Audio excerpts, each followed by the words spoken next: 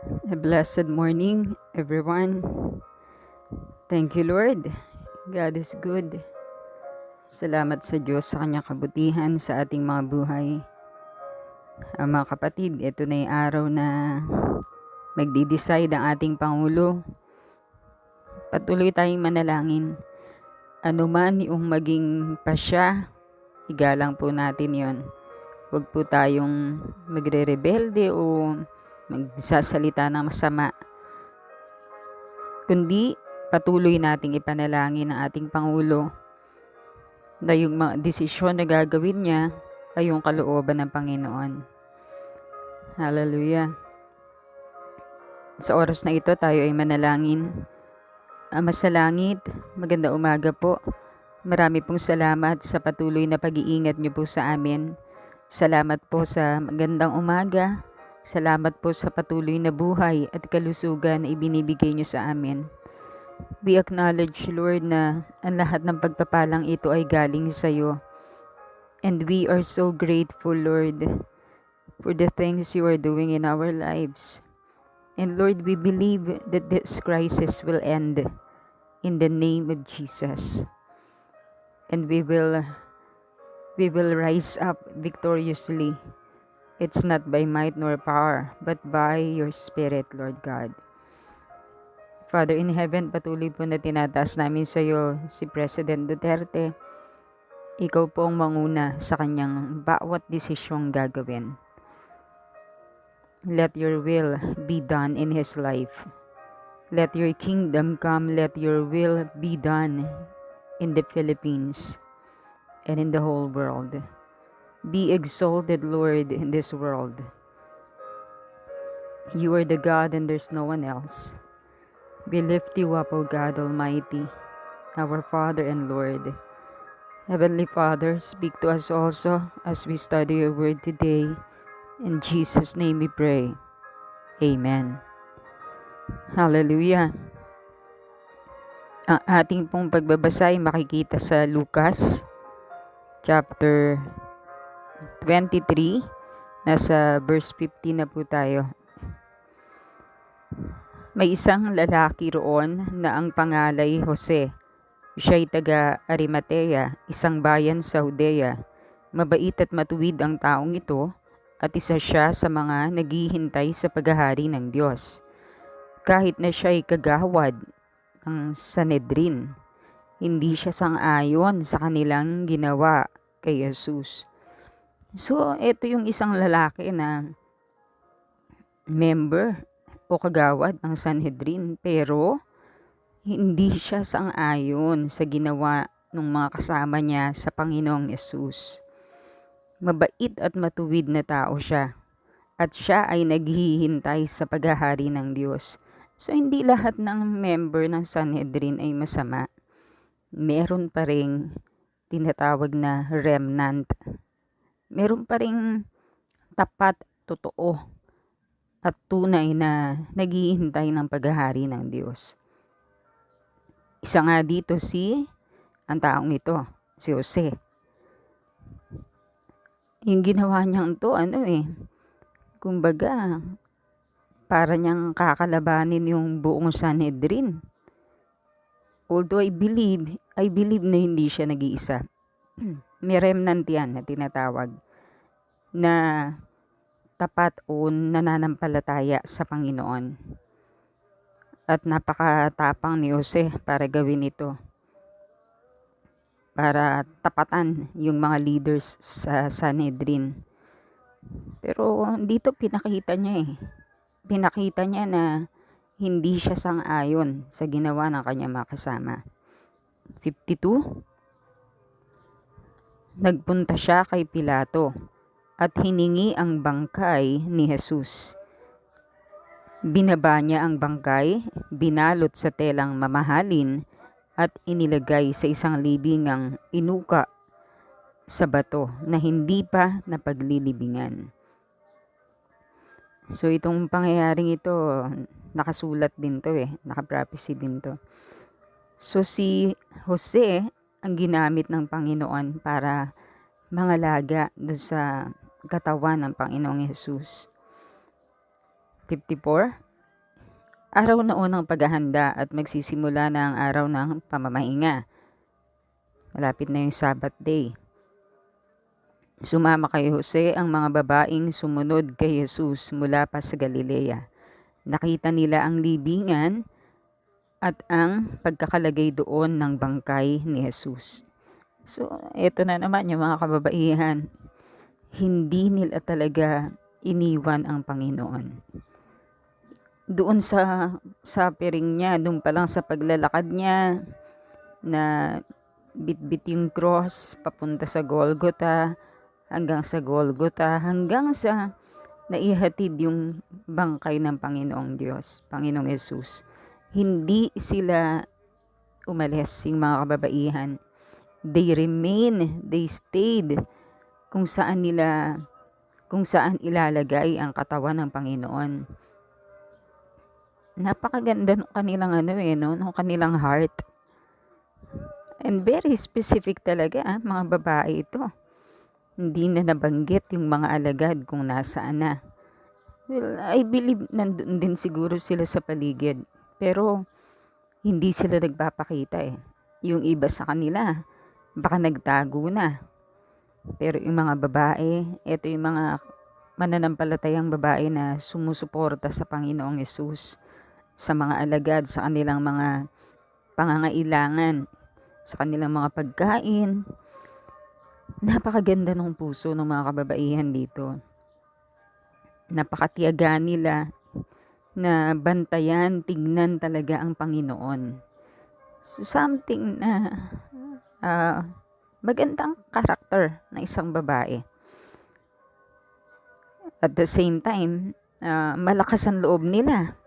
At the same time, hindi nila ikinahihiya na ma-identify ang kanilang sarili sa Panginoon Diyos, kay Lord Jesus. Unlike yung ibang alagad na, ayun nga, nagkalat na sila nagkawatak-watak na. Pero ang mga babaeng ito, solid pa rin. Sama-sama pa rin sila na sumusunod sa Panginoong Yesus hanggang sa huling hininga ng kanyang buhay, hanggang sa pinaglagakan ng kanyang katawan. 56. Pagkatapos umuwi sila at naghanda ng mga pabango at mira. Dahil sumapit na ang araw ng pamamahinga, nagngiling sila ayon sa itinakda ng kautusan. So nagready na rin sila ng mga pabango, mira. Gagamitin nila yun doon sa body ni Lord. Kaya lang magsasabat day na, kaya hindi na sila pwedeng tumuloy doon. Tumungo na tayo sa 24. Madilim-dilim pa ng unang araw ng Sanlinggo. Ang mga babae ay nagbalik sa libingan. Dala ang mga pabangong inihanda nila. Okay, eto na. Pwede na tayong pumunta ron kasi tapos na yung Sabat. Madilim-dilim pa. Nakakatuwa. Sila yung huling grupo na umalis na doon sa libingan. Sila rin ang unang grupo na pupunta sa libingan para magdala ng pabango para sa Panginoong Yesus. Napakaganda. Hindi sila talaga tumigil. Nandun pa rin yung kanilang suporta kay Lord. Kahit na patay na siya sa mga oras na yon. Pero syempre hindi na kasi magre-resurrect na siya dito . So madilim-dilim pa ng unang araw ng Sanlinggo. Ibig sabihin, linggo ito. Ang mga babae ay nagbalik sa libingan. Siguro na sila, kumbaga gustong-gusto na nilang pumunta ron kasi dapat nga kahapon pa sila pumunta no? So punta na sila doon. Verse 2, nang dumating sila doon, nakita nilang naigulong na ang batong nakatakip sa libingan. Hindi na sila mahihirapan kasi hindi nila kayang tanggalin yun . Verse 3, ngunit nang pumasok sila, wala roon ang bangkay ng Panginoong Yesus. Natigilan sila at nagtaka kung ano ang nangyari. Biglang lumitaw sa tabi nila ang dalawang lalaking nakakasilaw ang damit. Dahil sa matinding takot, sila'y nagpatira pa. Tinanong sila ng mga lalaki, "Bakit ninyo hinahanap ang buhay sa lugar ng mga patay?" Wow! O di ba? Bakit nga naman nila hahanapin doon ang buhay? Lugar ng mga patay yun. Verse 6, wala siya rito. Siya'y muling nabuhay. Alalahanin ninyo ang sinabi niya sa inyo noong nasa Galileo pa siya.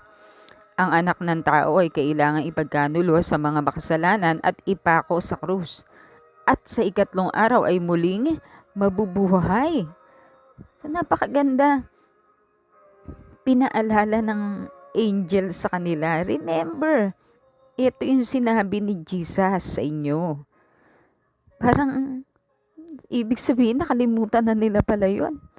Or, hindi nila lubos na naintindihan nung sinabi yun ni Lord. Verse 8, naalala nga ng mga babae ang mga sinabi ni Jesus noong una. Kaya't umuwi sila at sinalaysay nila sa labing isa at sa iba pa nilang kasamahan ang buong pangyayari. So nung narinig nila yon, takbo sila.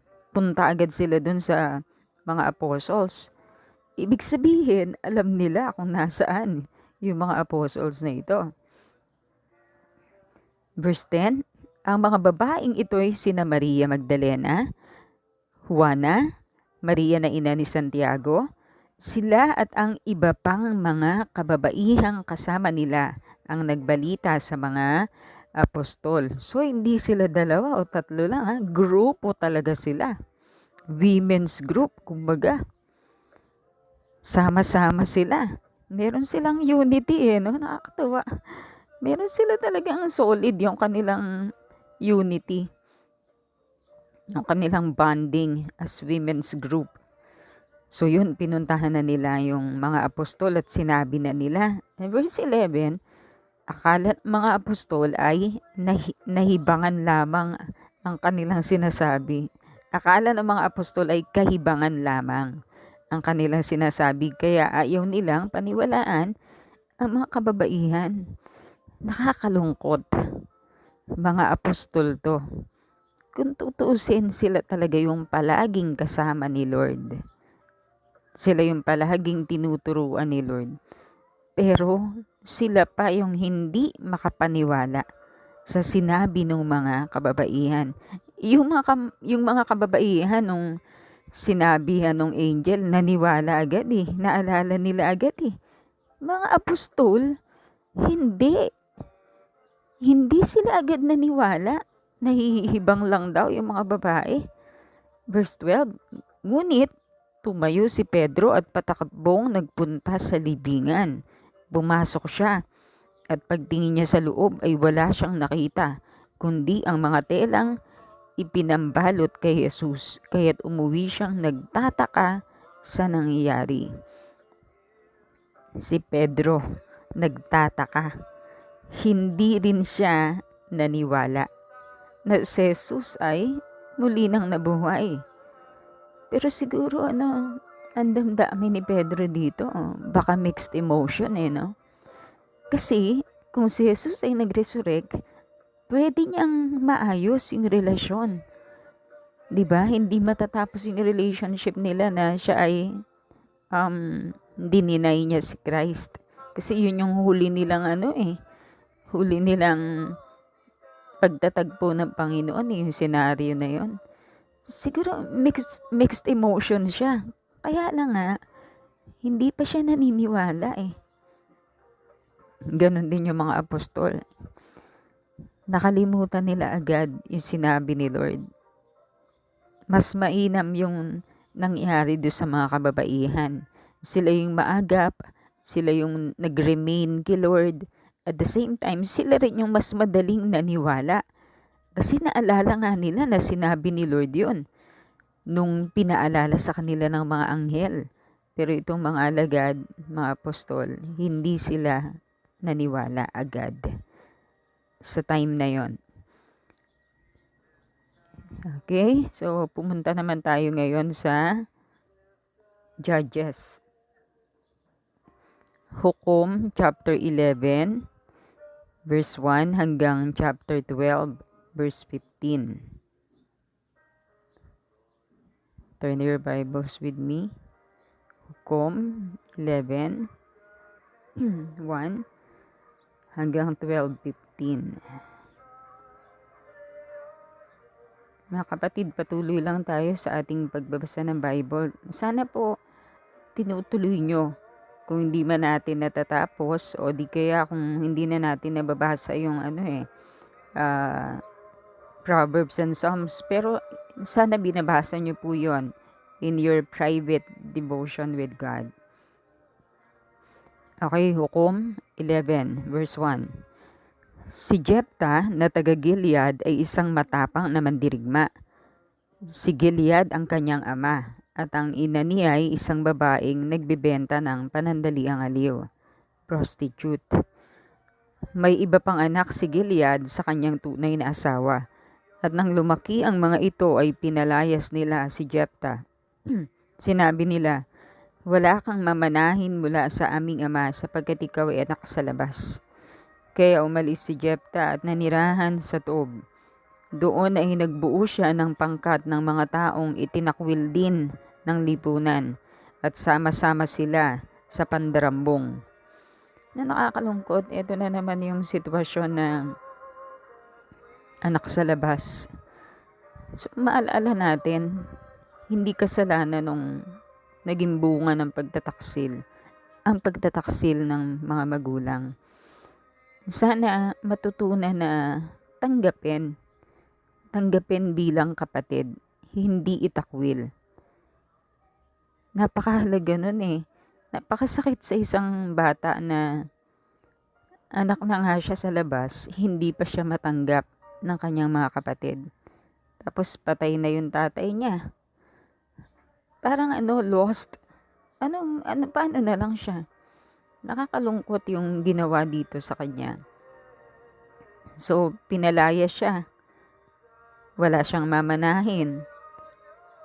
Hindi bali yung walang mamanahin eh. Yung matanggap ka, napakahalaga na nun eh. Kaya lang, hindi na nga siya magmamana ng kahit konti. Itinakwil pa siya. Pinalaya siya. So, ano nangyari kay Jephthah?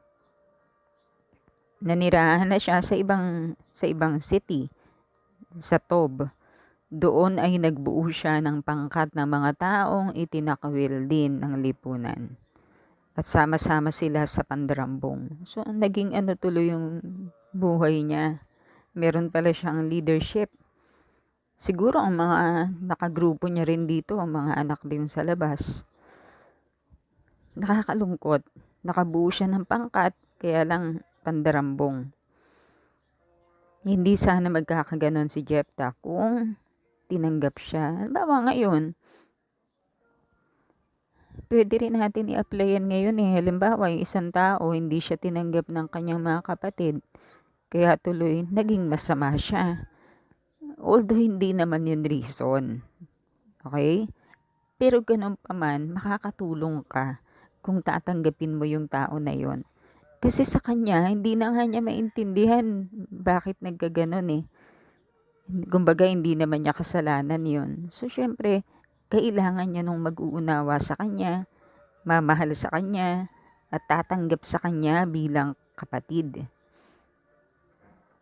Pagkalipas ng ilang panahon, nilusob ng mga Amonita ang Israel. Dahil dito, si Jephthah ay pinasundo mula sa lupain ng Tob ng mga pinuno ng Gilead. Sinabi nila, "Ikaw ang manguna sa amin sa pakikipaglaban sa mga Amonita."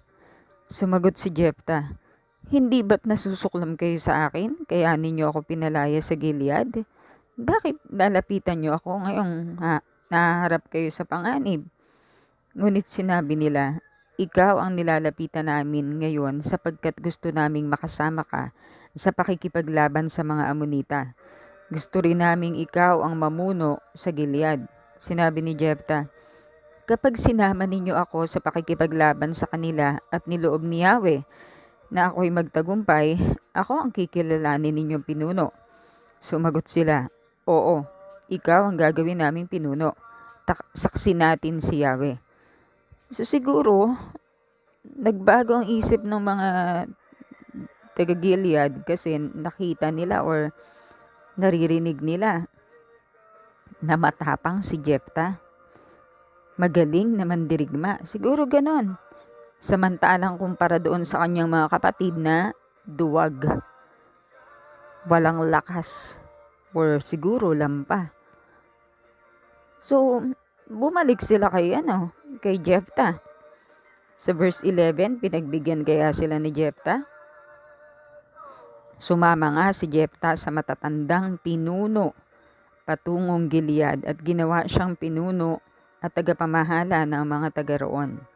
Ipinahayag ni Jephthah sa Mispa sa harapan ni Yahweh ang mga patakaran niya bilang pinuno. So kung sino pa yung itinakwil nila, ito pala ang gagamitin ng Panginoon para sila ay iligtas. So wag nating apihin yung mga tao. Wag nating apihin yung anak sa labas. Huwag nating maliitin ang kahit sino mang tao. Kasi hindi natin alam kung ano yung calling ni Lord sa kanya eh. Remember to love your neighbor as yourself.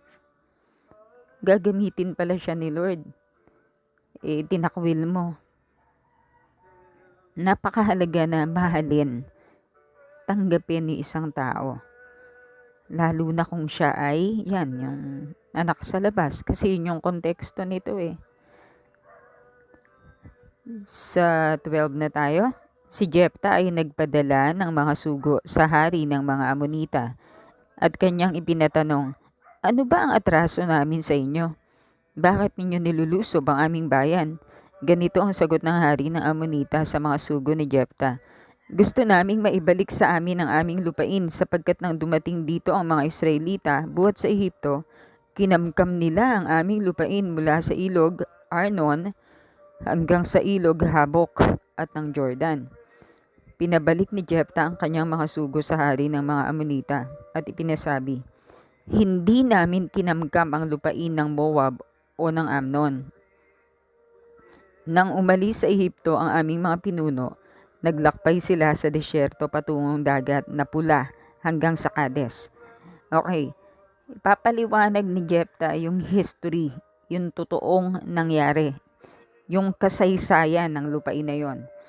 Pagkatapos nagpadala sila ng mga sugo sa hari ng Edom upang humingi ng pahintulot na dumaan sa lupain ito, ngunit hindi sila pinayagan ito.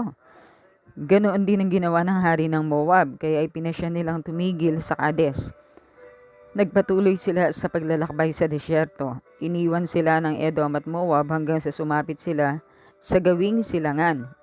Iniwasan nila ang Edom at Moab hanggang sa sumapit sila sa gawing silangan ng Moab sa ibayo ng ilog Arnon. Nagkampo sila roon. Hindi sila tumawid ng ilog sapagkat iyon ang hangganan ng Moab.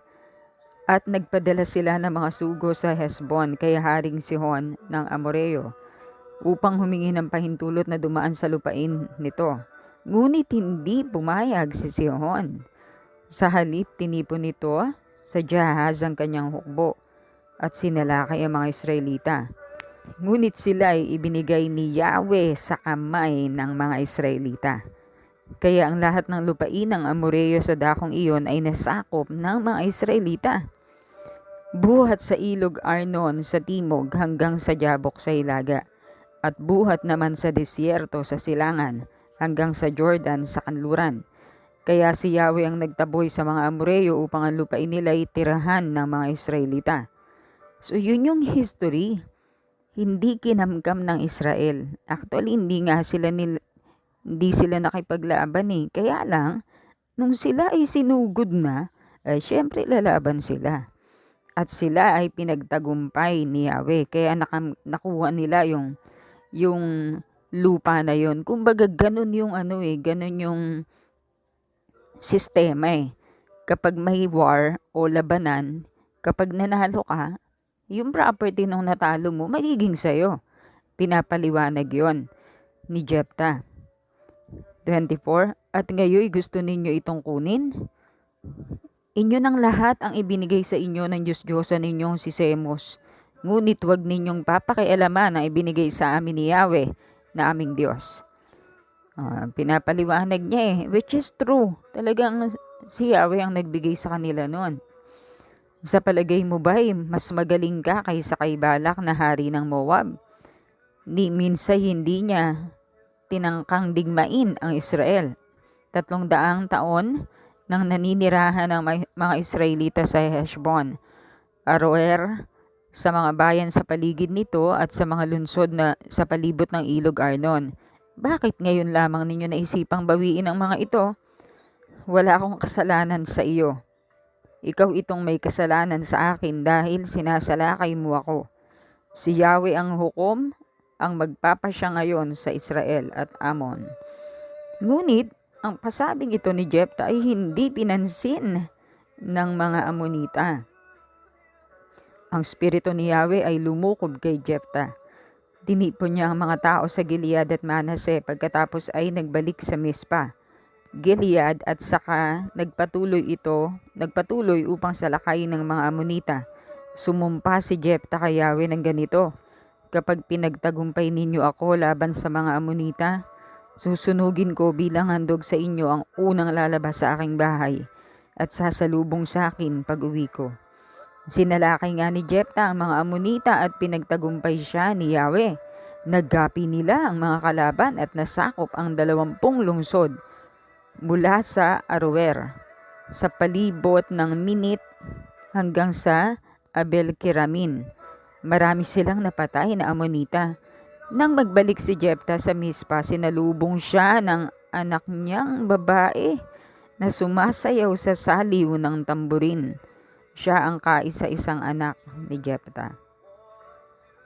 Nang makita siya ni Jepta, pinunit niya ang kanyang damit at buong paghihinagpis na sinabi, "Anak ko, kay bigat na bagay nitong ginawa mo sa akin ngayon. Ang panata ako kay Yahweh, hindi ko na mababawi pa."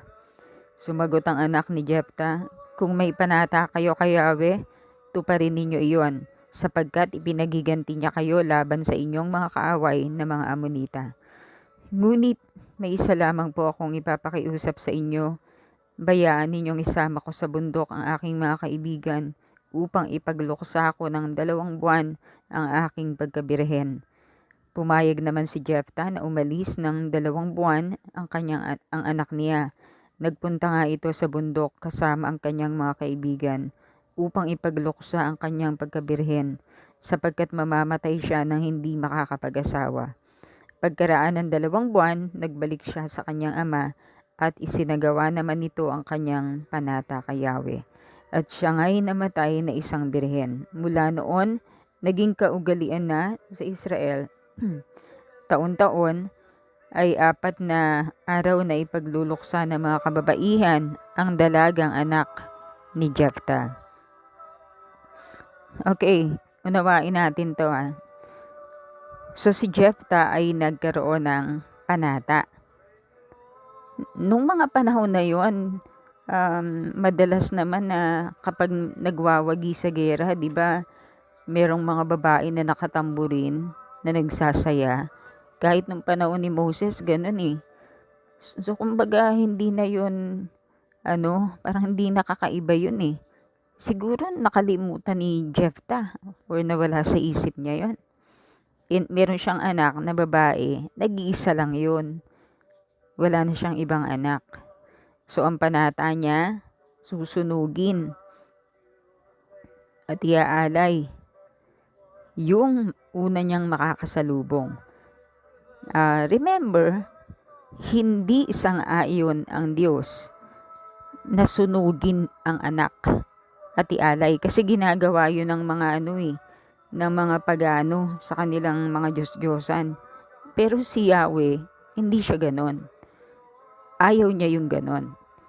Siguro ang nasa isip ni Jepta, yung alaga niya sa farm. Halimbawa, yung tupa, kambing, mga ganon.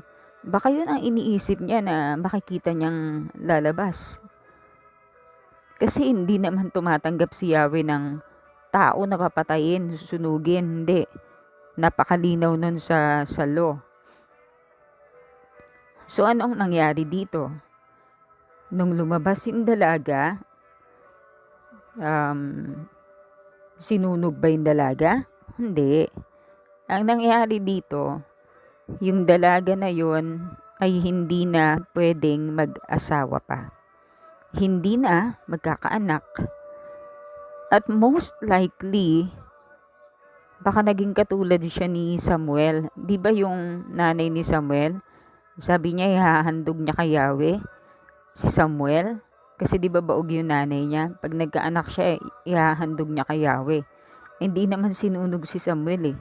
Si Samuel ay hinandog kay Yahweh. Ibig sabihin, si Samuel ay naglingkod kay Yahweh. So, marahil, ganun din ang nangyari sa babae o sa dalagang ito. Hindi na siya nag-asawa, naglingkod na lang siya sa templo. Marahil, bagamat hindi na nabanggit. Kasi, hindi nangyari na sunugin. Hindi kalooban ni Lord yun eh. Lalabagin yung batas ng Diyos. So malamang siya ay hinandog kay Yahweh sa paraan na habang buhay siyang naglingkod sa Diyos at hindi na nag-asawa pa. Okay? So taon-taon parang inaalala yan ng mga taga-Israel. Meron silang 4 days na parang pagluluksa sa anak ni Jephthah. Dumiretso na po tayo sa chapter 12. Ang mga kalalakihan ng Ephraim ay tinipon upang makipagdigma. Sama-sama silang tumawid ng ilog Jordan at nagpunta sa Zaphon upang kalabanin si Jephthah. Itinanong nila sa kanya, "Bakit hindi mo kami tinawag bago ka nakipagdigma sa mga taga-Amon? Dahil sa ginawa mong iyan, susunugin namin ang bahay mo at itatambakan namin doon." Sumagot si Jephthah, "Kami at ang mga Amonita ay nagkaroon ng matinding alitan. Humingi kami ng tulong sa inyo, ngunit hindi ninyo kami pinansin. Kaya itinaya ko na ang buhay ko sa pakikipagdigma sa kanila. Pinagtagumpay naman ako ni Yahweh. Bakit gusto ninyo akong salakayin ngayon?" Tinipon ni Jephthah ang kanyang mga tauhan at nilabanan ang mga taga-Ephraim. Sapagkat sinabi ng mga ito, "Kayong mga taga-Gilead, mga takas lang kayo mula sa Ephraim. Nakikitira lang kayo sa Ephraim at Manases." Ang mga taga-Ephraim ay tinalo ng mga taga-Gilead. Nakakalungkot to ah. Magkamag-anak to eh. Kumbaga ito yung 12 tribes. Isa sila sa 12 tribes. Galing din naman sa lahi ng Ephraim itong si Jephthah. Hindi kailangan ng gera na to eh. Kung naging mapagpakumbaba lang siguro si Jephthah, walang gulo. Kasi nagkaroon din ng encounter si Gideon at ang mga taga-Ephraim na ito eh. Pero ang ginawa lang ni Gideon, nagpakumbaba lang siya eh. Ang sabi niya, ano ba ako kumpara sa inyo? Kumbaga, yung mga taga-Ephraim, parang meron silang ego. Mataas yung tingin nila sa kanilang sarili. So, ang ginawa lang ni Gideon dyan, nung lumusob din yan sa kanya, nagpakumbaba lang siya. Sinabi niya na, "Mas magaling naman kayo kumpara sa akin. Sino ba naman ako?" So, walang gera na nangyari, walang awayan. Kaya lang, iba si Jephthah. Parang sinalubong ni Jephthah yung yung ego nila eh. Ego battle ito eh. Labanan ng sinong magaling. Parang ganun ba? Kung si Jephthah ay naging mapagpakumbaba lang at ginaya si Gideon na sinabi niya na, "Kumpara naman sa inyo, sino ba ako? Napakaliit na tao ko lang." Kung naggaganon lang, malamang hindi sana nagkaroon ng gera na ganito. Kasi hindi naman to magkaaway. Iisang lahi sila eh. So nakakalungkot ito.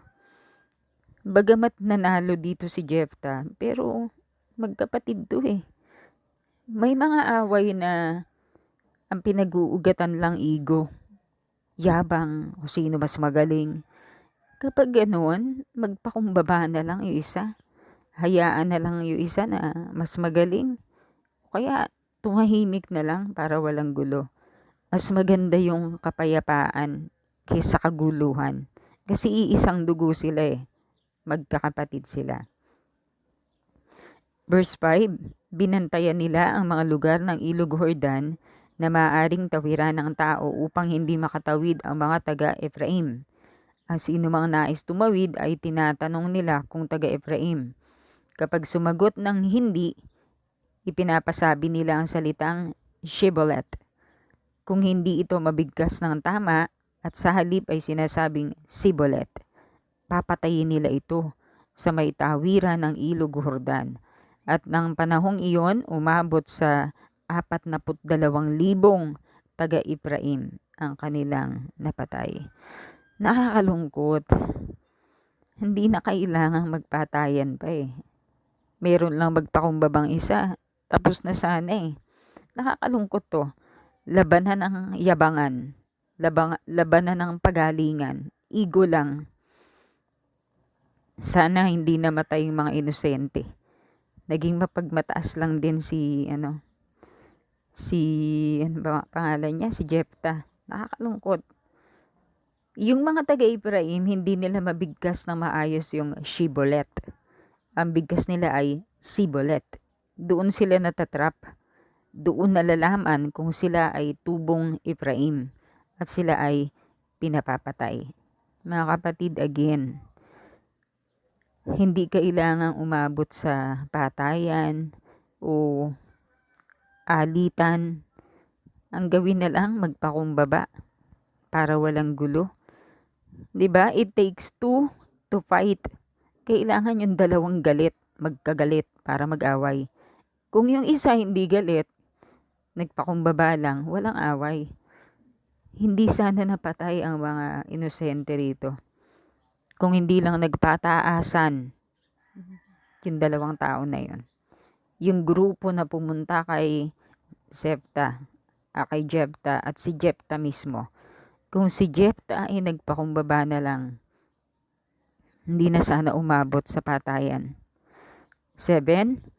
Si Jepta ay 6 na taong naging hukom at pinuno ng Israel. Nang siya'y namatay, inilibing siya sa kanyang sariling bayan sa Gilead. Nang mamatay si Jepta, si Ibzan na taga Bethlehem naman ang naging hukom at pinuno ng Israel. 6 na po ang kanyang anak, 30 lalaki at 30 babae. Ang dami. Ang pinili niyang maging asawa ng kanyang mga anak ay pawang di kabilang sa kanilang angkan. 7 taon siyang naging hukom at pinuno ng Israel. Nang siya'y mamatay, nilibing siya sa Bethlehem. Nang mamatay si Ibzan, si Elon na taga Zebulun naman ang naging hukom at pinuno ng Israel sa loob ng 10 taon. Nang siya'y mamatay, inilibing siya sa Ayalon, sakop ng Zebulun. Pagkatapos, ang sumunod na naging hukom at pinuno ng Israel ay si Abdon, na anak ni Hillel, na taga Piraton. Ang mga anak niyang lalaki ay 40 at siya'y may 30 apo. Bawat isa sa kanila ay may sari-sariling asno. Siya ay naging hukom at pinuno ng Israel sa loob ng 8 taon. Nang siya'y mamatay, inilibing siya sa Piraton, sakop ng Efraim, sa Kaburulan, sakop ng Amalekita. So, ano yung pwede natin matutunan dyan? Tanggapin yung mga kapatid sa labas. Tanggapin sila. Mahalin sila bilang kapatid. Huwag sa kanila ibunton yung galit sa magulang kasi walang kasalanan yung bata. So, tanggapin yun. Hindi natin alam, baka mamaya yung batang iyon ay may pagtawag ng Panginoon sa kanyang buhay. O kahit na walang pagtawag, lahat naman tayo ay tinawag para makakilala sa Panginoon. So, mahalin yung mga kapatid sa labas. Tanggapin sila. Pangalawa, maging mapagpakumbaba. May mga away na maiiwasan, may mga gulo na hindi matutuloy kung magpapakumbaba lang. So, tandaan po natin yung mga natutunan natin ngayon. Tayo po ay manalangin na. Father God in heaven, marami pong salamat sa iyong mga salita. Nawa Lord, matuto kami sa mga naganap sa iyong mga salita noong unang panahon upang hindi na namin maulit ang mga pagkakamali nila. Tulungan mo po ang bawat isa, Lord, na magkaroon ng pagtanggap sa puso para sa mga kapatid na hindi buong kapatid. Tanggapin nawa nila bilang kanilang kapatid at mahalin bilang tunay na kapatid. At nawa, Lord, magkaroon ng tunay na kababaang loob ang bawat isa. Hindi manguna ang ego o ang pagmamayabang o ang pagmamataas, kundi maghari ang pagpapakumbaba. Sapagkat sabi nga po na yung mga salita, itataas mo ang nagpapakumbaba, ibababa mo naman ang nagmamataas. Lord, pagpalain mo po ang iyong mga salita sa aming puso. Nawa ito'y matanim sa matabang lupa. Pagpalain mo rin po ang aking kapatid na kasama ko ngayon sa pananalangin. Ama, ang kalooban mo po ang maganap sa aming bansa. Ikaw po ang humawak sa puso at isip ng aming Pangulong si Duterte. Let your will be done in his life. Let your will be done in our nation. Mahabag ka po sa aming bansa, Ama. Sa iyo po ipinauubaya namin ang kinabukasan ng aming bansa. Hindi namin alam, Lord, kung magkakaroon ba ng pasok sa June o sa August o hanggang sa Disyembre ay walang pasok. Hindi po namin alam. Pero tinataas po namin sa iyo ang bagay na ito. Let your will be done. Cover us, Lord, the whole Philippines. Cover us with your shield of protection. Sa iyo po kami umaasa, Ama. Ikaw ang aming future.